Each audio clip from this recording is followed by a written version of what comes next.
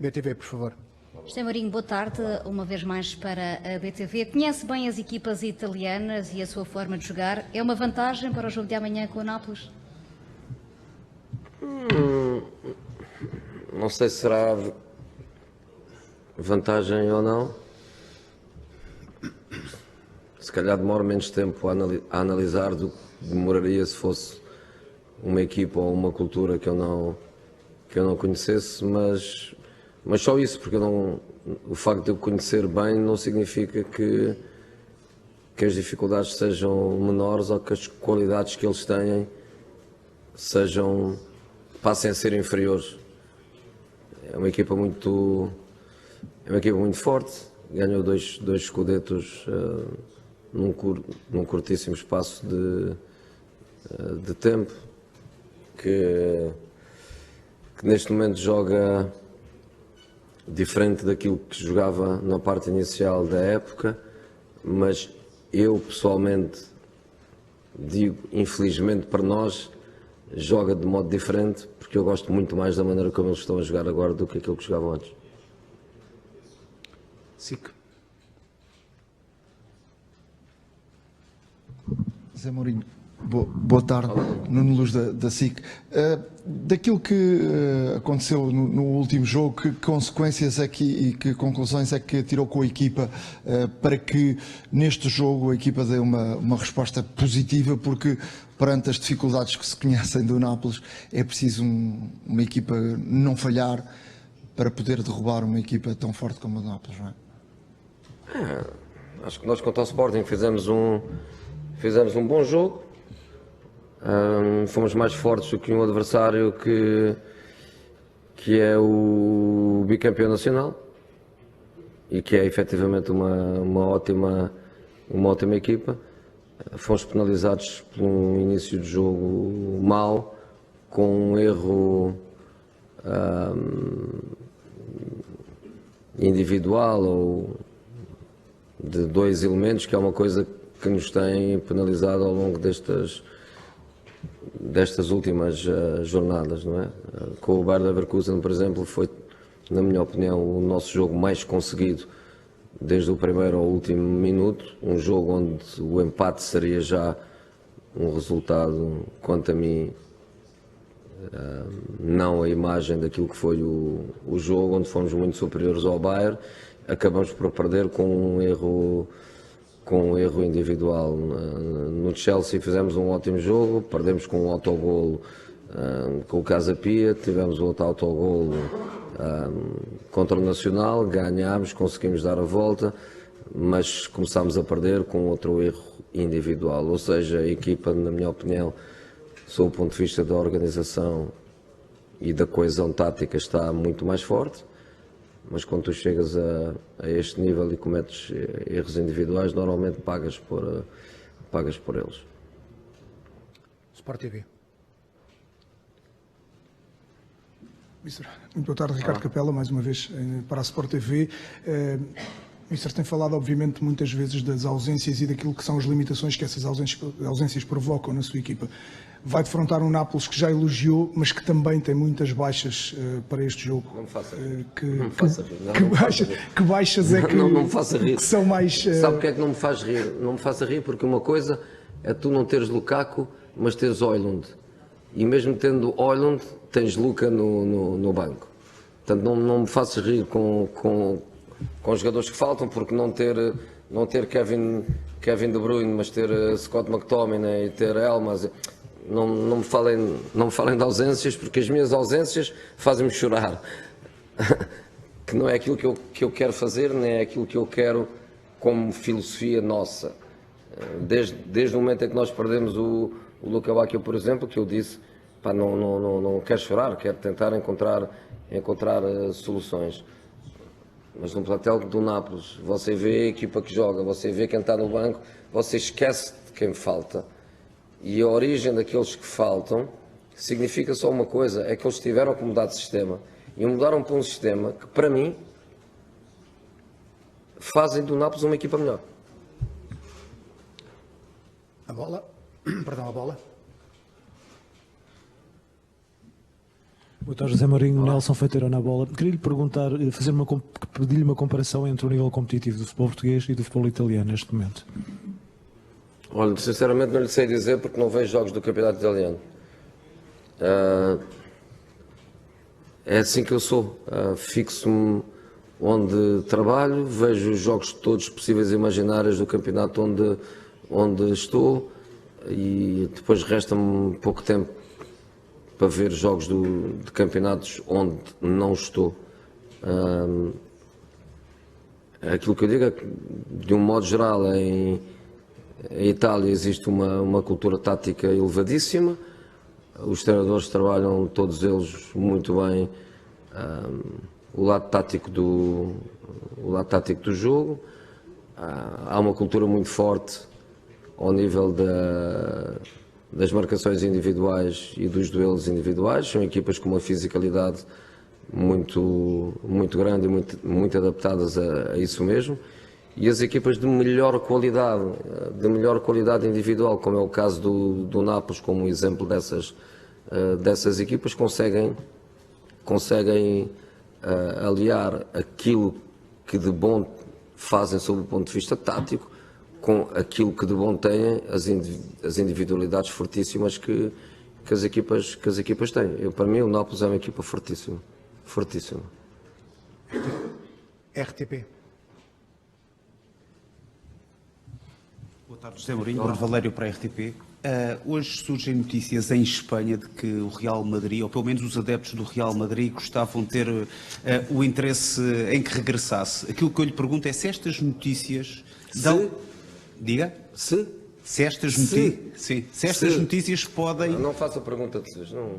Não, se podem destabilizar o sentido. Não, os adeptos, neste caso, os portugueses, podem ver, porque é muito difícil dizer não a um clube como o Real Madrid. E aquilo que eu lhe pergunto é... E ao Benfica é fácil?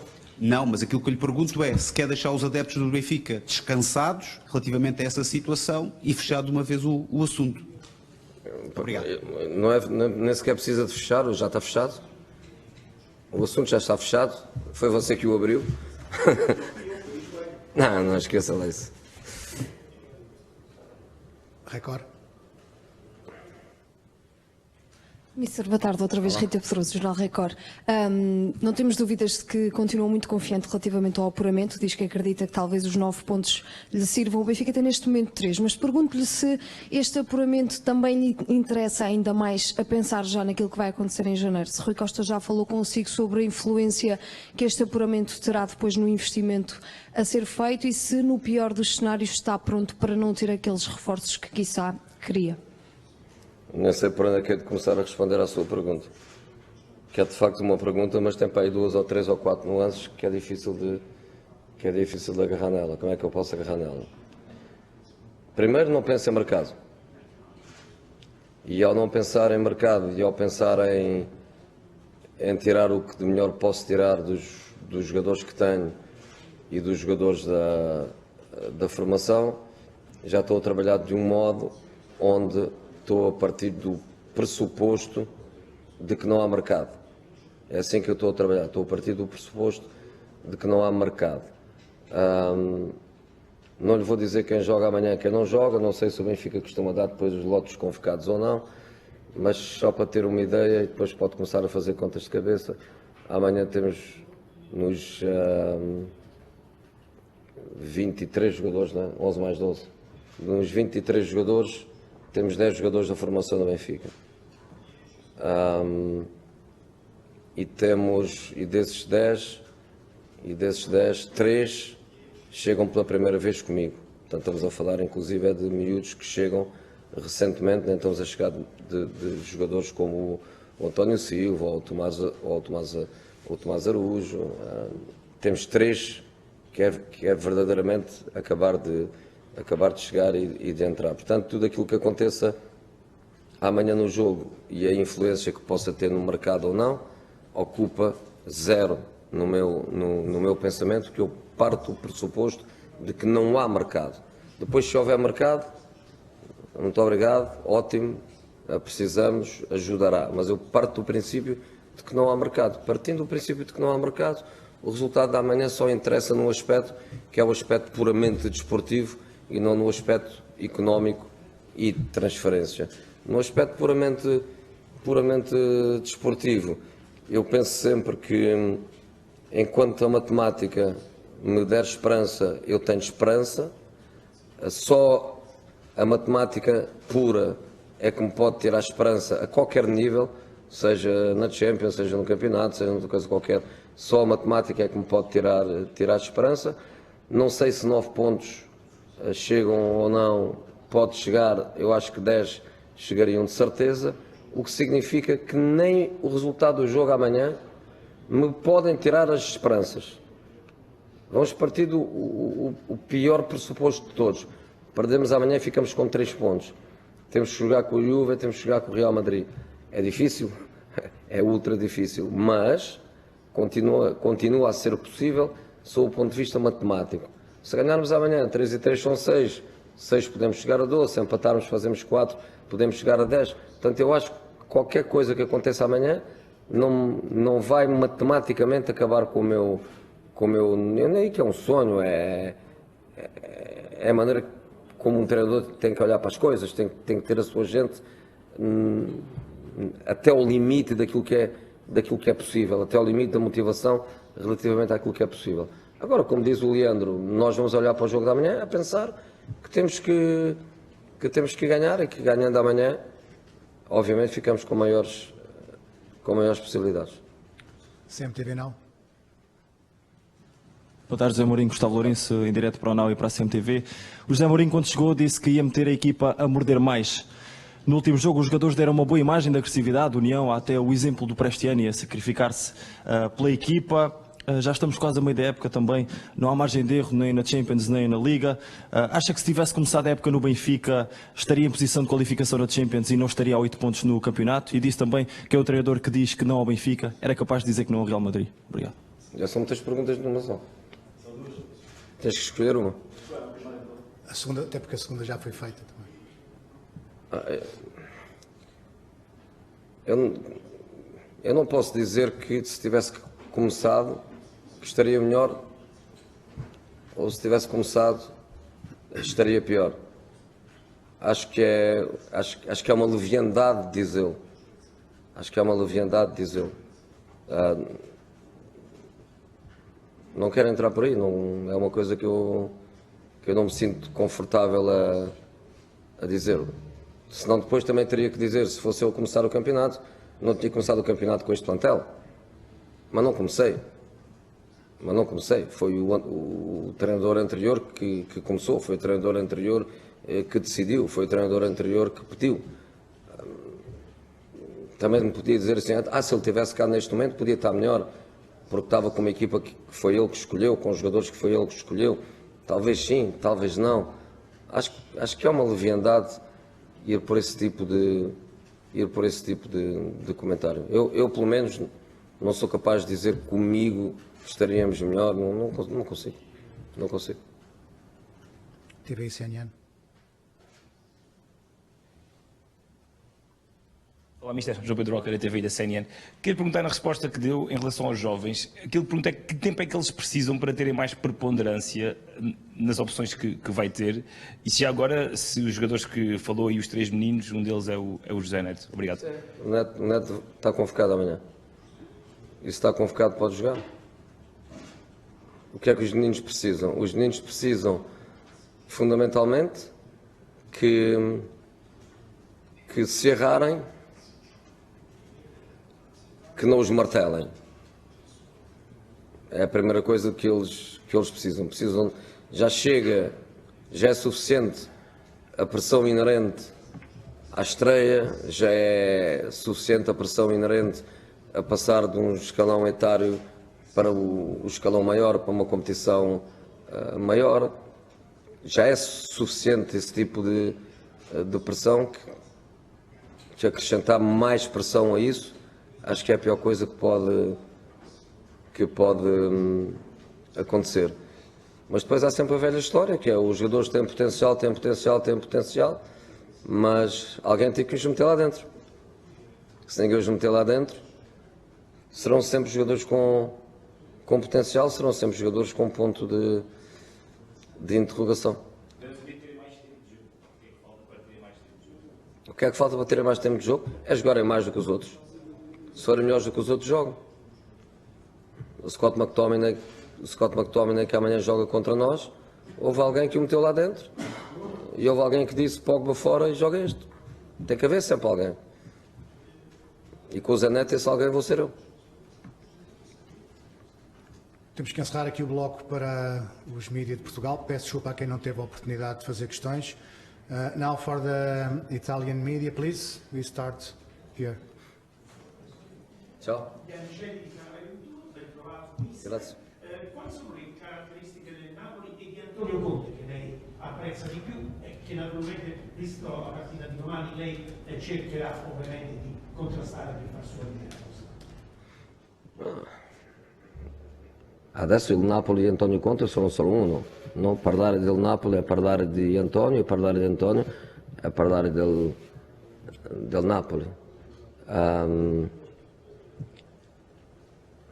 Le squadre di Antonio sono squadre complete, è praticamente impossibile di trovare qualcosa che tu possa dire sono scarsi e non lo fanno bene, possiamo sviluppare qualcosa per questa fragilità. Sono squadre veramente di una compattezza, di una consapevolezza tattica, di una cultura tattica altissima. Dopo Antonio è ultra esigente con mercato, trova sempre modo di costruire rosa fortissimo con gente forte che gli dà tante opzioni. E sul punto di vista della preparazione della squadra considero Antonio uno degli allenatori più forti. Corriere dello Sport.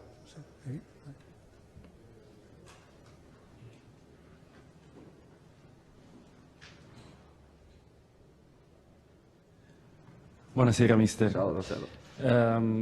Parlava di Conte, ci sono tante sfide epiche che avete fatto. Sono tante. Beh, sono 7, però c'è tanta letteratura. 7 è poco. Tanti momenti intensi. 7 in 20 anni, sono pochi. Allora facciamo, ci sono state 7 sfide tanto intense, con tanti ricordi, ci sono anche componenti emozionali domani importanti anche per lei. Parlava di McTominay, l'ha lanciato lei, l'ha fatto debuttare proprio qua in Champions al Dalus tanti anni fa, ritroverà Spinazzola, manca solo Lukaku, ci sono tanti elementi anche emozionali domani, no? No. Queste cose emozionali per me sono prima di partita, dopo partita, niente più. Durante la partita non è che ho tempo da pensare o che qualcosa di questo tipo mi possa far viaggiare lontano di quello che è la partita. Partite che abbiamo bisogno di vincere contro un avversario che ho la umiltà di dire che è fortissimo, che sarà una partita difficilissima per noi, però faremo di tutto per riuscire il risultato che abbiamo bisogno. Buongiorno mister, Luigi Giordano di Veneta Napoli. Le volevo chiedere se per il Benfica domani è l'ultima chance per cercare di accedere ai storici Champions e se ha preparato un trattamento particolare per l'uomo più in forma del Napoli, Davide Neres. E come dicevo prima ai portoghesi, mentre matematicamente è possibile, per noi sarà sempre possibile. Noi siamo il Benfica è un dei club più grandi al mondo, non c'è un'altra cultura che non sia di andiamo con tutto fino all'ultima e pluribus unum, come dice il nostro sistema. E ovviamente che vincere domani ci lascia una posizione buona, non vincere ci complica veramente la vita, però abbiamo ancora altri 6 punti per giocare e questa è la situazione molto, molto chiara per noi. E Neres sta giocando bene, però Politano è bravo, se non gioca Neres, gioca Politano, non cambia niente. Se inizia Neres e dopo esce e entra Politano, non cambia niente. E questo è il Napoli, è una squadra che vive dei talenti individuali, però vive anche di una cultura tattica molto forte, di un lavoro tattico di un grande allenatore molto forte, e per questo motivo pensare che solo Neres non va per noi, non è sufficiente per noi. Lá atrás. Buonasera. Il Napoli è letale nelle transizioni offensive. Come si bloccano le loro ripartenze e quale giocatore, quale dei suoi difensori ha il compito più arduo? Grazie. Il Napoli è forte in transizione offensiva, il Napoli è forte nelle palla inattiva, ti mette 7 giganti in aria, il Napoli è forte in organizzazione offensiva, ti fa la costruzione a 3, ti fa la costruzione a 4, hanno tanto tempo di lavoro con Antonio, prima di Antonio c'era anche un altro bravissimo tattico come Spalletti, è una squadra che ha tutto, ovviamente che sono forti in transizione offensiva, però non si può neanche dire che questa transizione offensiva è fatta solamente da Højlund, perché se è fatta da Højlund io dico ok, loro hanno Højlund, io ho anche 2 bravi difensori centrali, però la transizione offensiva non è Højlund, la transizione offensiva sono gli altri 2 attaccanti, sono gli esterni, i quinti, Leo a sinistra, Olivera o Di Lorenzo a destra, sono fatti di McTominay che è un box to box e che ti fa